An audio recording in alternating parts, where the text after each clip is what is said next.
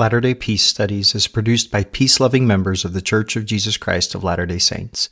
Any views expressed herein are not to be taken as official positions of the Church or its authorities. Latter-day Peace Studies presents Come Follow Me. I'm Christopher Hurtado. And I'm Ben Peterson. Thank you for joining us as we discuss this week's reading of Come Follow Me as outlined by the Church of Jesus Christ of Latter-day Saints. Our hope is that as we discuss the Scriptures, we will come to a more perfect understanding through experiencing the atonement of Jesus Christ and find greater peace in our lives. Welcome back to Latter-day Peace Studies Come Follow Me. I'm Ben Peterson, and I've got Christopher Hurtado here with me today.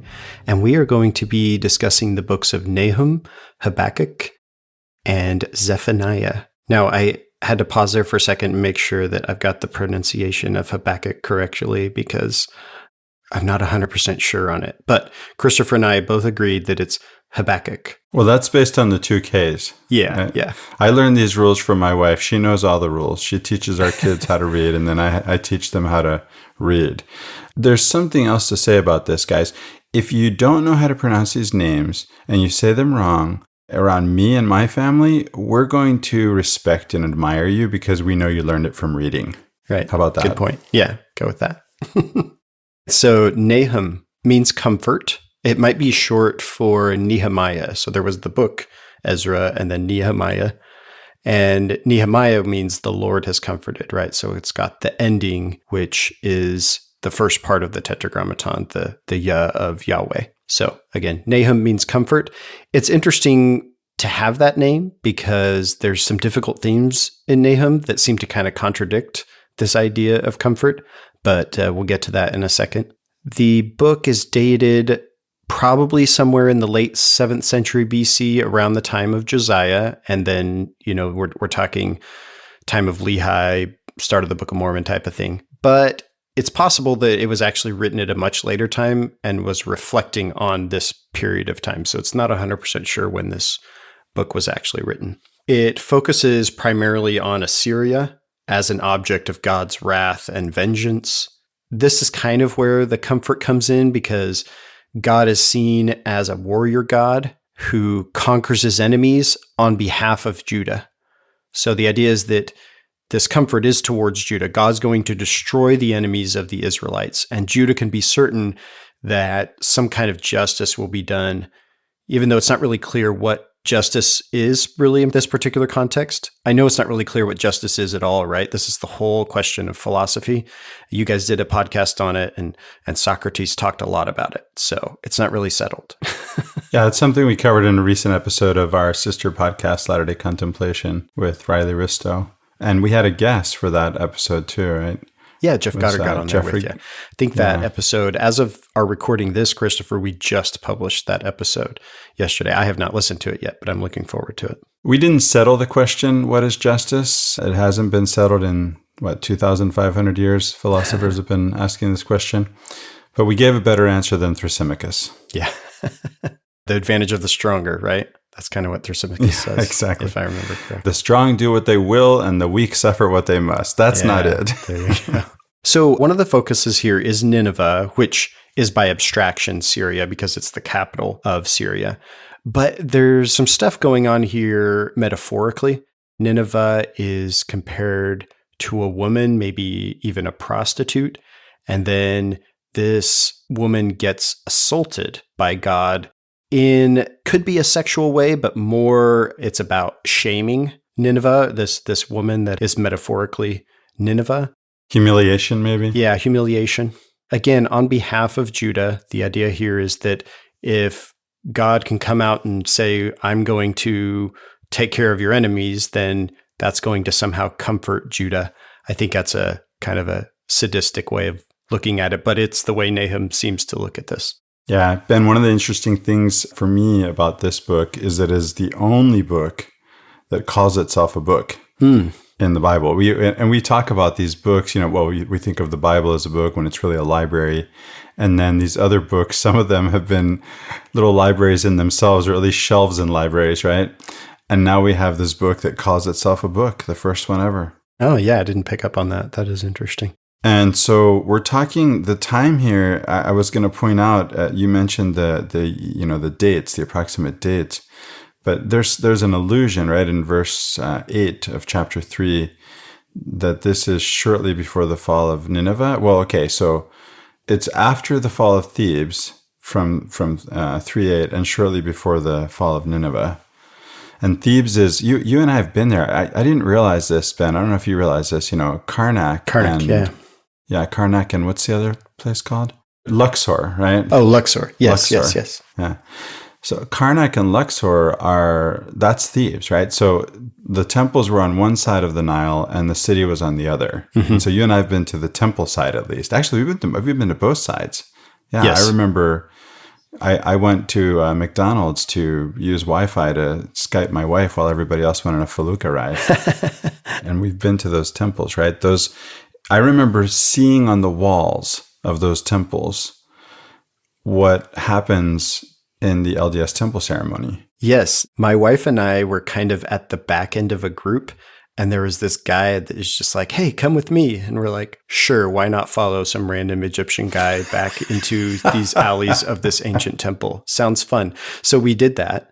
He took us back into this part and kind of just showed us these rituals, right, on the walls, and then kind of had us go through and it was just an interesting experience. And I know he was just looking for a tip, right? But it was still one of those things that's that was unique. Yeah. That was the only opportunity to see or do something like that. I think we gave him some money or whatever, but it was interesting. So that's the historical context of Nahum. There's an interesting contrast here that happens between some of the themes and statements in this book and Jonah. And I bring it up because we talked about Jonah last time. And Nahum is discussing more particularly the vengeance of God, the power he has over enemies, ability to enact justice, as we talked about, right? But then there's this stark difference in Jonah. God is abundantly merciful. He's kind. Again, that contrast with the anger and the vengeance that we see in Nahum. And one of the interesting contrasts here is because the subject of the book of Jonah is Nineveh, and it is also the subject of the book of Nahum. Now, sure, Jonah is written in a more figurative sense, and Nahum is really speaking maybe more historically, but it's still, like I said, a stark difference. Yeah. When we talk about their historicity, I think the surest thing we can say is something happened. Right. So something happened, and out of whatever happened, we get these stories. And so they do have something to do with something that happened, but that's not their main point, and especially with a book like Jonah, right? We covered that in our last episode. But there are all kinds of clues in many of these books, if not all of them, from the poetry, and there's some great poetry in this week's reading. If you're reading a verse translation, be sure to read it out loud. It's powerful poetry. And then you have, things like in verses, 2 through 8 of chapter 1, you have an alphabetic acrostic. Yes. It's something that, it's not quite complete, though, if I remember right. It's like a part of it. Right, yeah. It's only the first half of the alphabet, the first 11 of 22 letters. What I was saying, Christopher, about this comfort, this idea that God's going to be vengeful towards Judah's enemies, that's comforting to Judah because Judah is perceived as oppressed. So as in other times in the scriptures, we see that the enemies of the author of the book become the enemies of God. So that's what happens in Nahum as well. This presents probably some dangerous ideology in terms of how we're to relate to our enemies. And I think Jesus might have some things to say about how Nahum views his enemies. Right off the bat here in Nahum, verse 2, we get, a jealous and avenging God is the Lord. The Lord is avenging and wrathful. Like I said, that's kind of contrasting with Jonah, where we get the statement, you are a gracious God and merciful, slow to anger, and abounding in steadfast love. So the idea here is one of protection. Again, the comfort is coming from the protection of God. Verse 7, he protects those who take refuge in him. Verse 13, I will break off his yoke from you. Verse 15, look on the mountains, the feet of one who brings good tidings, who proclaims peace, for never again shall the wicked invade you. There's some allusions there to Isaiah with the mountains and proclaiming peace. Yeah, even in verse 3, we get slow to anger, Ben. And that's literally, by the way, long of nostril. These expressions are so fun. You might remember the Arabic long of tooth, right? Yes. Is it? Yeah, which means old. And then you have a reference to the flood, it seems, in verse 8, meaning the Genesis flood, right? Genesis 6 through 9. There seems to be an allusion there. Oh, that's right. The other thing, Ben, about this chapter, and this is something that happens in the Bible in general, right? And so you have languages, like our language doesn't distinguish between a masculine and a feminine you, right? Or even a singular or plural you. And so sometimes when we're reading an English translation, things can be less clear. The addressee, in 1:9 through 15 is ambiguous. And it's not just because of English, right? Also because there's the second person grammatical stuff going on in the Hebrew. There's even something I've noted as I've gone through the Bible, as a Quranic scholar, I've noted that the Bible seems to have what in Quranic scholarship is called iltifat, which is discoursal shift, right? Shift in pronouns. Have you noticed that? Yes. Yeah. Of course, the endless, meaning of Hebrew uncertain, including in some, passages that could be key, especially when people are trying to do theology, right? Yeah. Yeah, something that's describing how God is acting, and it's like meaning of Hebrew uncertain. That's kind of important. Your discussion about pronouns and gender in the text reminds me of something in Jonah that I don't think we mentioned, Christopher, and it was that, and I'm going to bring it up now because I can't go and add it to that podcast again, but when the fish comes and swallows Jonah, it's male. And then when Jonah's in the belly of it, it's female. And then after it spit him out on the land, it's male again. That's right. Yeah, we didn't mention that. Yeah. Interesting imagery there. That's a pregnant image right there, right? Yeah, exactly. One commentary said, this could just be a typo, but it also kind of fits with what's going on. So yeah, it's interesting, isn't it? Maybe we should talk about that more in Come Follow Me study group. Yeah. You also have in verse 12, you get this, speaking of pronouns, right? You get them and you, right? They, the Assyrians, you, God's people, right? There's always the other.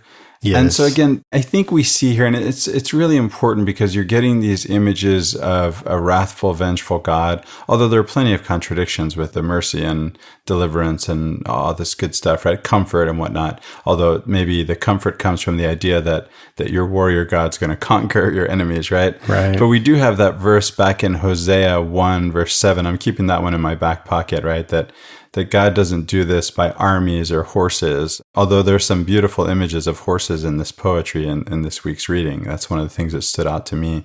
Did you notice that, Ben? Yes. I'm also reminded of the book of Job, right? The book of Job has some prancing, charging horses, and they want to charge into battle. Remember those horses? Yeah. Beautiful images. This is power, right? These are powerful animals. Mm-hmm. They're one of the most powerful animals they had, especially well, there speed. you go. And that's so it. This is evoking this power and ability to cover distance, but then also to wage the war, to overcome the enemy because of the power of this animal. It's harnessed. Yeah, that's it. We still talk about powerful engines in terms of horsepower. Yeah, good point.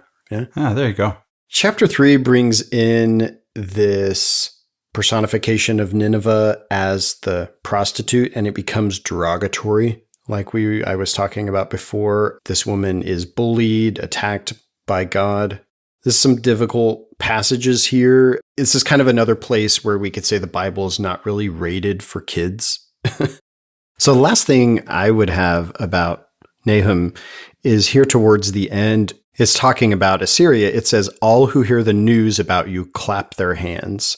Okay, so Assyria is getting destroyed. The Lord's taking it out. And this is a celebration of the destruction of Assyria because of all of its cruel conquests, right? It's gone through and taken down and destroyed all these nations, or taken them into captivity. This is what's happening. And this is how the prophets can see the writing on the wall. But the Lord is going to come in and destroy Assyria. And so then everybody is going to celebrate because the fact that Assyria is kind of, getting its due, quote unquote, justice being done against it. Right. Well, that brings us to Habakkuk. So with Habakkuk, we basically know nothing about the person himself.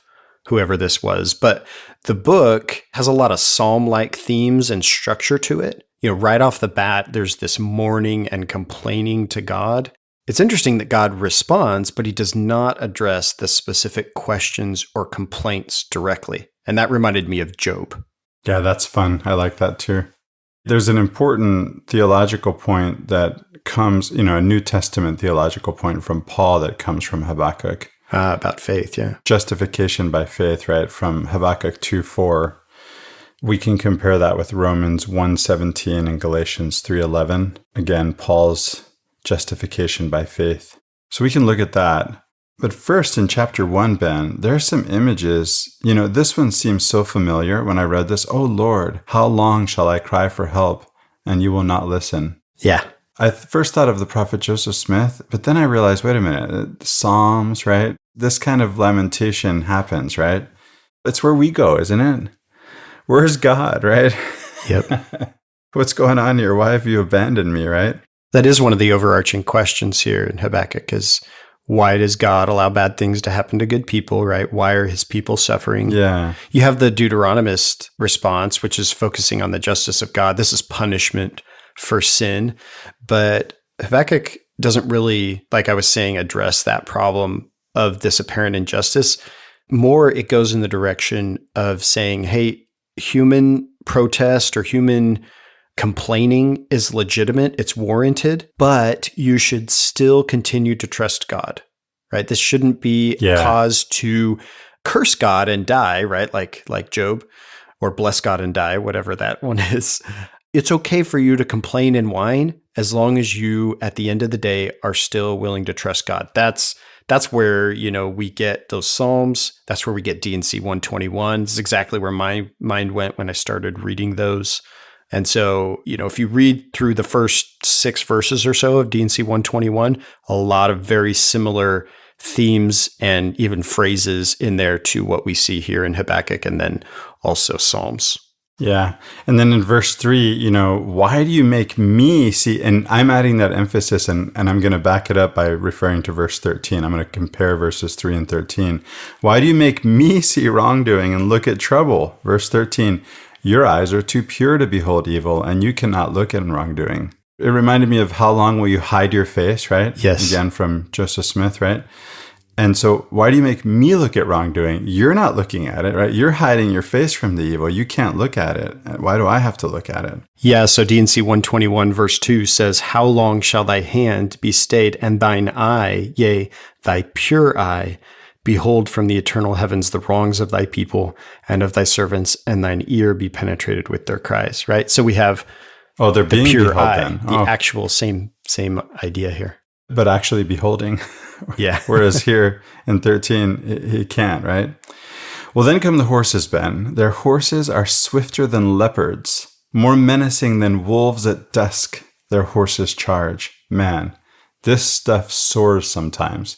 You've got to read it in verse. You've got to read it out loud and savor it. It's good stuff. Yeah. One of the things that I found in the commentary and footnotes was a translation curiosity in verse 12, Christopher. The Masoretic text says, O Lord my God, my Holy One, we shall not die. O Lord, you have marked them for judgment. Now that's interesting because the Hebrew actually says, you shall not die. A minor clarification, the Masoretic text is Hebrew too, right? So you're comparing the ancient Hebrew tradition, right? Gotcha. With the Masoretic text, Right. which is a late, Right. It's actually a translation, a back translation from the Greek. So it is Hebrew, but it's a back translation from a Greek translation of an ancient Hebrew tradition that said you, right? And not we. Yeah. The Masoretic text comes in and puts we because these scribes that did this were completely uncomfortable with any suggestion, even if it was a denial of the fact that God could die. Right. And so you couldn't even mention the fact that he couldn't die because of the Exactly. concerning theological implications there. Well, listen, Ben, if you have any concerning, any theological concerns, just change the text. That's right. I want to speak to that in all seriousness because we've mentioned this before, right? There's no true Mormon, right? There's no true Latter-day Saint. We all have our own God. I think our conception of God says more about us than it does about God, right? What is it Voltaire said? In the beginning, God created man in his own image, and man has been trying to repay the favor ever since. So we get a lot of that in the Bible. And we get a lot of that in our ward, in our neighborhood, in our family, right? It happens. Sure. So in verses 2 and 4, Ben, I noticed you have violence. And this is something that shows up a few times, 6 times to be exact, right? In Habakkuk.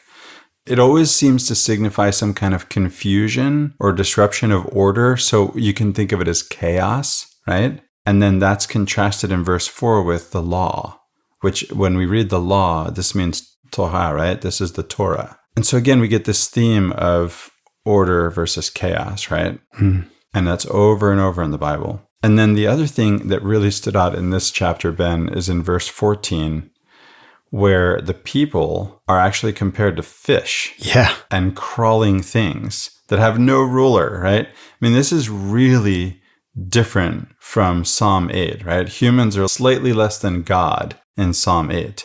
And here in Habakkuk 1:14, they are like fish and crawling things that have no ruler.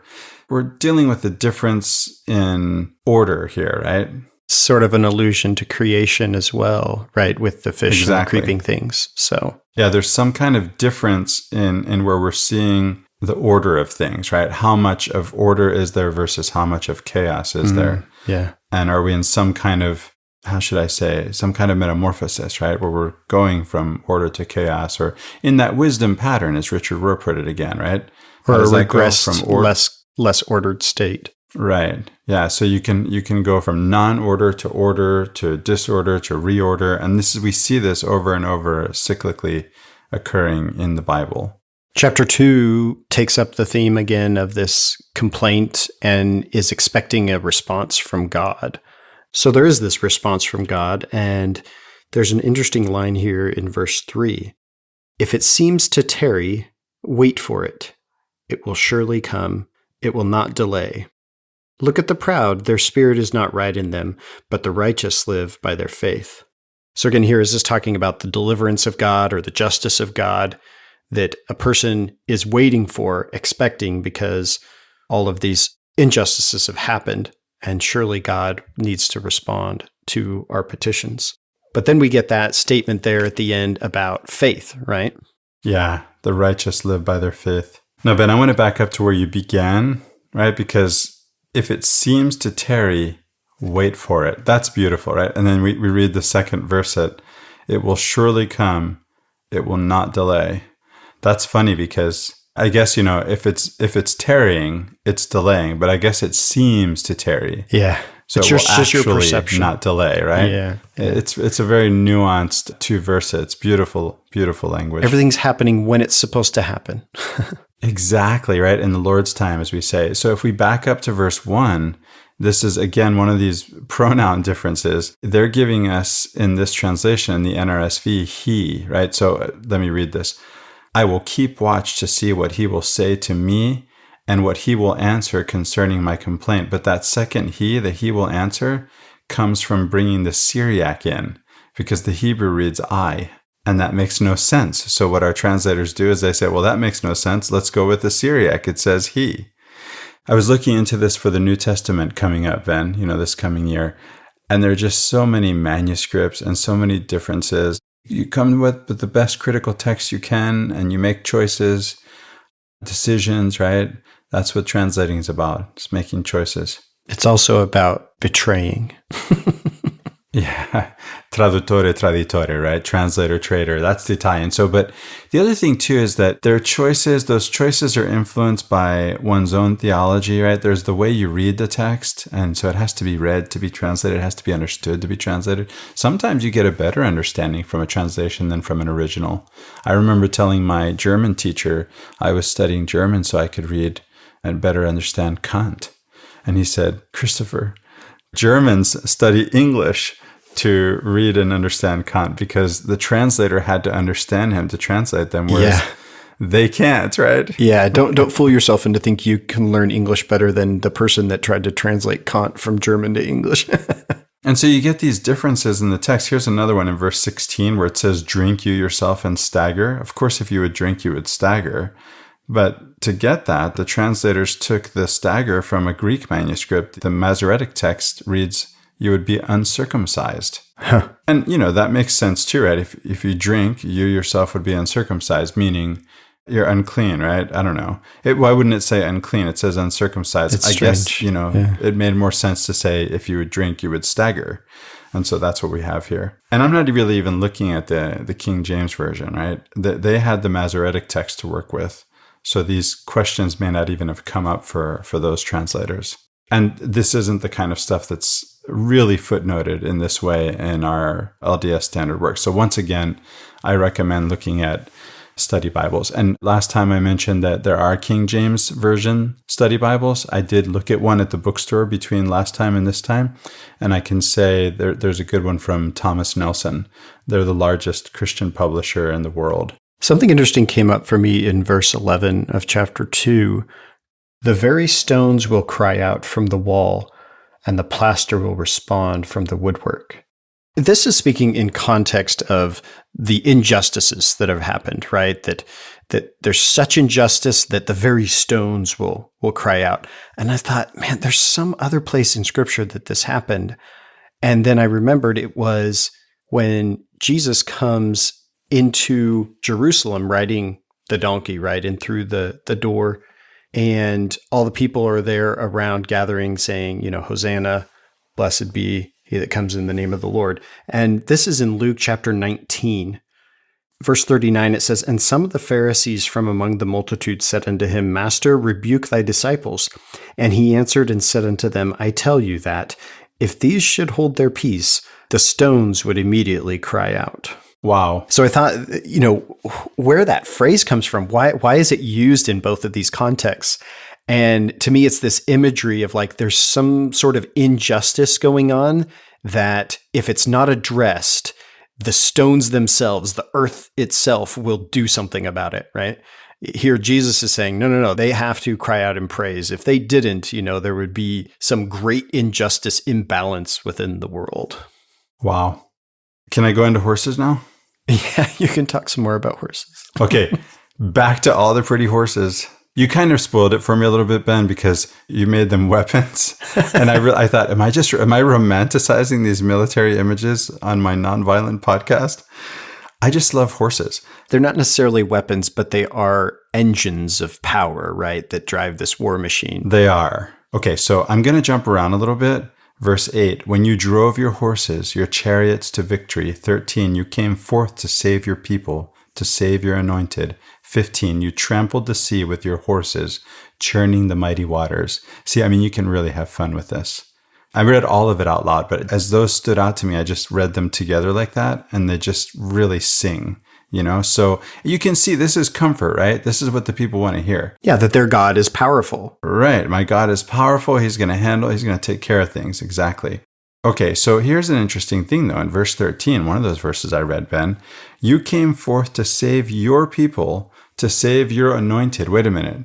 The anointed is the one who saves, isn't he? Now he's being saved? What's going on? The anointed refers to a Davidic king.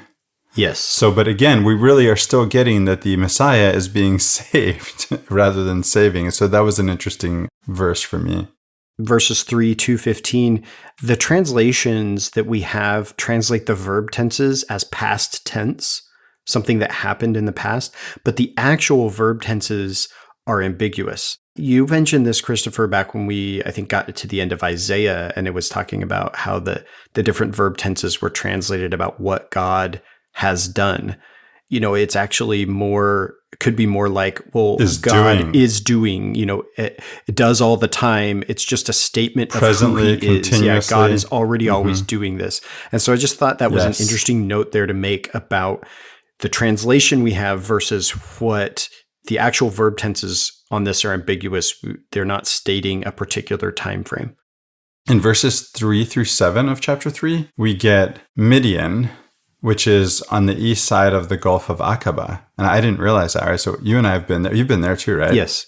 This is southeast of Judah, right? Yes. And then you start getting, in verse 8, you start getting rivers and the sea, right? And the deep. Did you notice that? We're back to those chaotic images, those watery, chaotic images, where God has to have victory again over these cosmic forces that reverse the order of things and bring things back into order again. So we're back again, so many images of creation, right? Back to the creation all over again. Common themes with Psalms. Yeah, it's very psalmy. Habakkuk is very psalm-like. It's very psalmy, yeah. So towards the end of the book here, we get words of the prophet again, and this is kind of a reflection that he has after having received this vision. And he says, I hear and I tremble within. Like he's awestruck at this vision. It's his reflection on how this vision is sort of a response to the questions about human suffering. And to me, it was interesting in light of what we talked about with Job, how God didn't, again, really answer the question and the accusations that Job had, but he did appear, and it was his presence or his revealing that was enough in some way.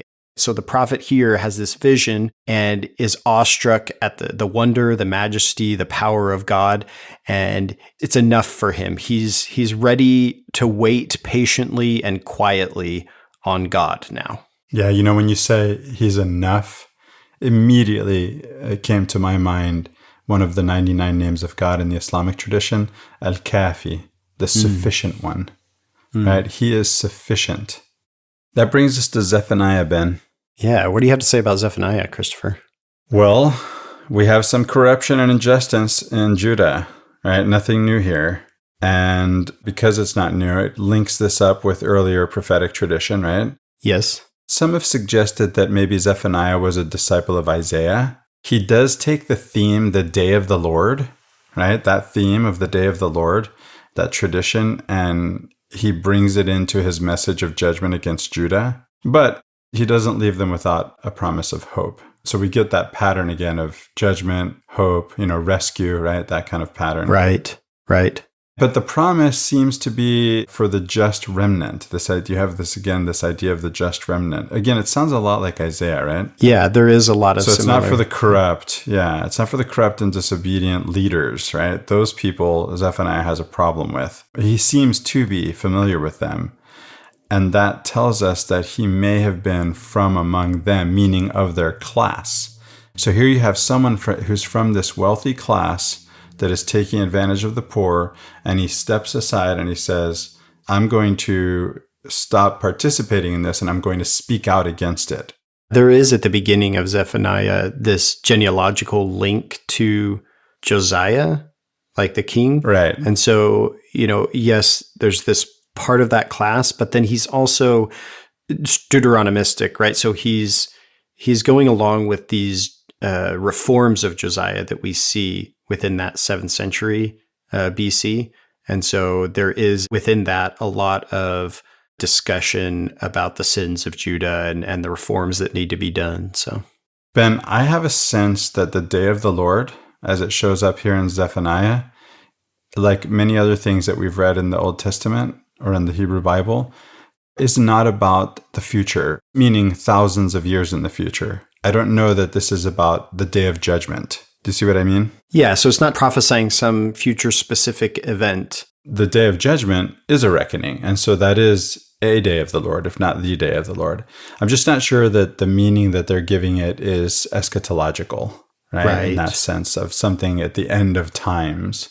Well, I get the sense that, with that description, and now I'm remembering some of the commentary, is that this isn't necessarily referring to some universal, objective, specific, like you said, end of the world type of thing, but is more about like a subjective individual experience, maybe that each individual has, or maybe that a society has that is more cyclical, right? Like this happens multiple times, right? You're going to experience whenever there's a end of your world. Yeah. Exactly. Or the end of the world, as we've discussed it, as happens all the time, whether it was the Black Death that changed economic circumstances, social circumstances changed.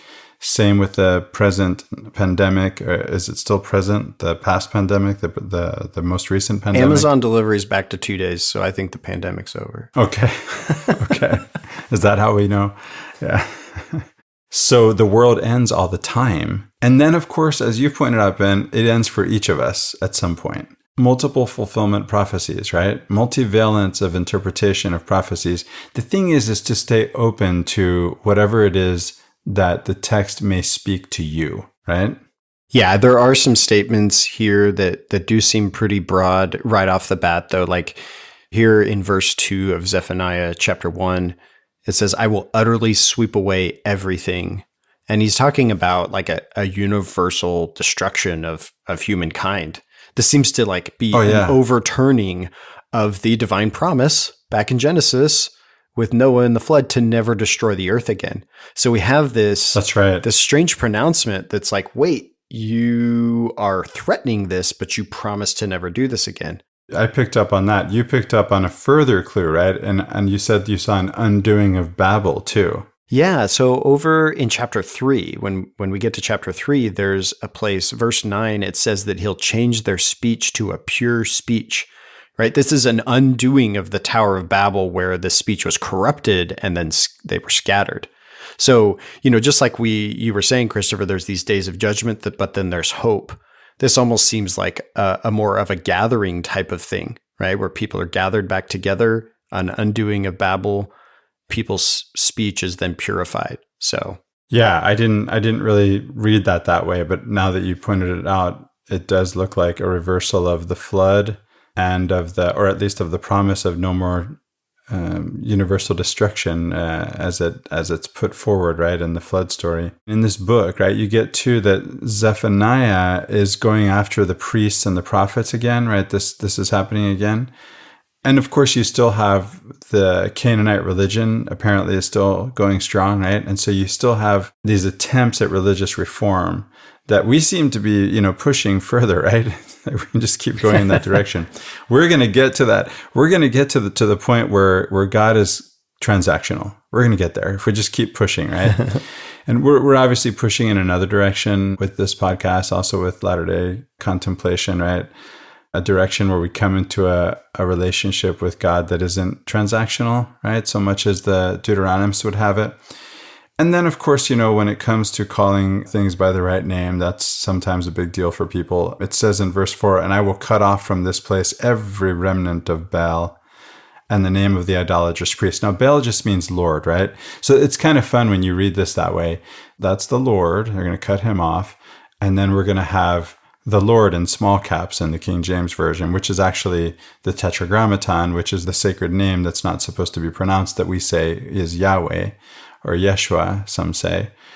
Well, this is that old discussion, Christopher, where, the names of God, where it's like, well, the name is different in a different language. And so the cultural implication is that we're talking about a different God. But it's really the same God, kind of like the Greeks say. Herodotus is like, oh, they have this God, which is really the same as our God. They just call it this. But then in the Israelite conception, their God is the only God. And so no other peoples really worship their God, except we have these times where, like in the book of Daniel, it's acknowledged, oh, that the Lord is God. But if the people have a different name for a God, it can't be the Lord. It can't be Adonai, because it's a different name, right? So the name of God is extremely important to the identity for the people. And so again, if you have a different name, then it must be a different God. And, some of this mindset still persists today with people. Yeah, and we had God earlier in the Bible. He wouldn't want us to know his name somebody wanted to know his name, right? Because that gives him power over God. If I can name him, right, I can sort of that means I can sort of comprehend him in some sense, right? So it just becomes really interesting to think about what is going on here, right? Yeah. What's in a name, Christopher? What's in a name? Yeah, exactly. There's a reason we say that. And then there's a little bit more to this, right? Because as we mentioned before, this still goes on today. You have people Christians saying that Muslims are worshiping some other God than the God, right? because they worship Allah. And Allah, everybody knows Allah is a moon god. Well, no, everybody does not know that. Only people who don't know what Allah means can know that. And you can actually know that because you can't know something that's not true. That's epistemology, right? So it turns out Allah is just God. It's just the Arabic word for God. So if you read the Book of Mormon, you'll find Allah, God. If you read the Bible, as Arab Christians have done since before the rise of Islam, you get Allah, God. And the same in the Doctrine and Covenants in the Book of Mormon. There's Allah, God. But here he's going after the remnants of Baal and the name of the idolatrous priests, as it reads in verse 4. And those who swear by Milcom. Do you know who Milcom is? Because it could be actually Malcolm, right? Their king. So this is interesting. You've brought up this point before, names that aren't names, right? Speaking of names. Right. So this is capitalized as a name, but it might just be Melikum, it might just be their king. Their king. Yeah. And so that's an interesting statement here, right? If we were to say those who bow down and swear to the Lord, but also swear by their king, right? So this is Christ and Caesar, right? This is God versus the king, or we might say within our tradition, no king but Christ kind of thing. But again, we've got these serving two masters, right? Right. There's this verse. I'm going to want to know what you have to say about it, Ben. Verse 10. It's not the verse. It's not the whole verse. It's the fish gate, and it's capitalized in the NRSV, right? So in Jerusalem, there's different gates, and they're named different things. Oh, this is one of the gates of the city of Jerusalem? Yeah, I believe so. I didn't realize that. I know some of the gates by name, the ones I used. Okay. Christopher, you mentioned in connection with Zephaniah the discussion of the remnant. So here in chapter 3, verse 13, we say, the remnant shall do no wrong. That is, this remnant that has gone into exile and then is going to return and rebuild Jerusalem. They become seen as more faithful, more true. They've preserved the identity through the exile. They're the ones that come back and rebuild the temple. In fact, there's a point in Ezra and Nehemiah where it says, hey, we don't want the help of the people that stayed in the land. We're going to do it ourselves. The idea, again, is that they're the ones that really know how to do it right. This came up with the Zadokites, with Ezekiel, I believe. And the Zadokites were the ones that wouldn't be prohibited from doing the temple rituals because they weren't the ones that messed up. They did it right the whole time. It was everybody else that messed up. Ben, going back to chapter 1, I have this subheader in my study Bible, The Great Day of the Lord, is from verse 14 through the end. And I just wanted to read some of that. The poetry really spoke to me. I don't know if this is versified in your King James translation, but here in the NRSV it reads, the great day of the Lord is near and hastening fast. The sound of the day of the Lord is bitter. The warrior cries aloud there. That day will be a day of wrath, a day of distress and anguish, a day of ruin and devastation, a day of darkness and gloom, a day of clouds and thick darkness, a day of trumpet blast and battle cry against the fortified cities and against the lofty battlements. I will bring such distress upon people that they shall walk like the blind, because they have sinned against the Lord. We do walk blind, right? When we walk by our own light or lack thereof rather than by God's light, right? Verse 15, you read, a day of ruin and devastation.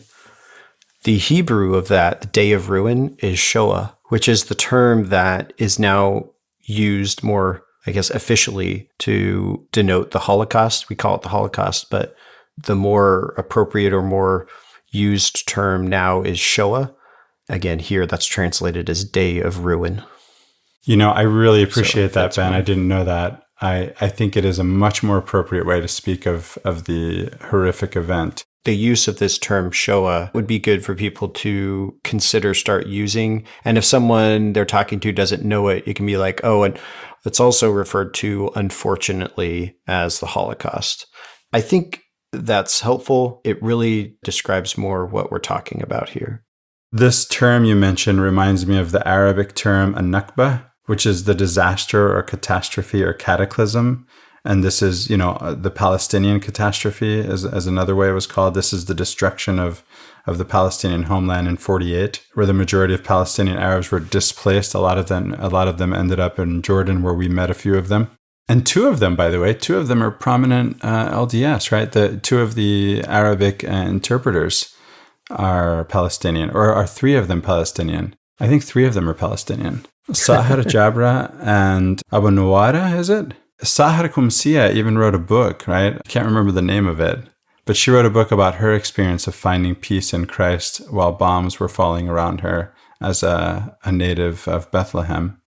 One of the points you're bringing up here, Christopher, is that when you have these cataclysmic events that happen to a particular culture, people, society, they become obviously part of the long-term trauma of that people, but then they're going to title it something, they're going to give it a name, right? And so just as maybe this name of Shoah refers to this terrible thing that happened to the Jewish people. And by the way, it wasn't just Jewish people that were killed by the Nazis in mass, right? There were lots of other people as well. But we turn to these other instances where these terrible cataclysmic events happen to a particular people. They're going to name it, and it's going to persist within their cultural trauma, at least for several generations. Within the Old Testament, they refer to the Babylonian exile or the conquest and then the destruction of the temple as the catastrophe as well. So this is another event that has a major significance. So some of these words, they just mean disaster or catastrophe or fall. Yeah. And yet they're used, a particular synonym among those that you could use are used to designate a specific event, right? Because the event is so traumatic. Yeah, I get what you're saying. Another verse that really stood out to me in the poetry, is verse 18, part of verse 18, where it says, "In the fire of his passion, the whole earth shall be consumed." Beautiful language. When I read in Commonplace, Ben, and I taught my kids this, I stole this from somebody, I can't remember who, but we use this BL abbreviation for beautiful language. If something stands out for the sake of the beauty of the language, that's how we tag it, BL. Yeah. This is a BL one for me. "In the fire of his passion, the whole earth shall be consumed." Now, of course, fire, speaking to a nonviolent reading of this verse, fire is a symbol of purification, right? To see God, which is his promise to all of us, we have to be purified. And we can get help from God in being purified. He has the fire. This is what the alchemists are after. They're not looking to turn base metals into gold. They're looking for purification of their souls. So Zephaniah, Christopher, ends this way with verse 20. "At that time I will bring you home, at the time when I gather you. For I will make you renowned and praised among all the peoples of the earth, when I restore your fortunes before your eyes, says the Lord." Amen. That's hope, right? That's the idea. There's the hope. He does not leave us without hope. God is great. Thank you, Ben, for being with me. Thank you, Christopher. Thanks to our team at Latter-day Peace Studies, my co-host, Ben, my co-host, Riley, on our sister podcast, Latter-day Contemplation. Thanks to Michael and Kyle and Tom and Jeff and Bethany. Thank you all. If you have comments, questions, thoughts, feelings to share, reach out to us. There's Facebook, there's YouTube, there's Apple Podcasts, your favorite platform. Ben, you said our podcast is now on Amazon, Audible, I guess? Yeah, Audible. Yeah, it can be found on Audible or Stitcher or Apple, yeah. Thank you. For Latter-day Peace Studies, I'm Ben Peterson. And I'm Christopher Hurtado.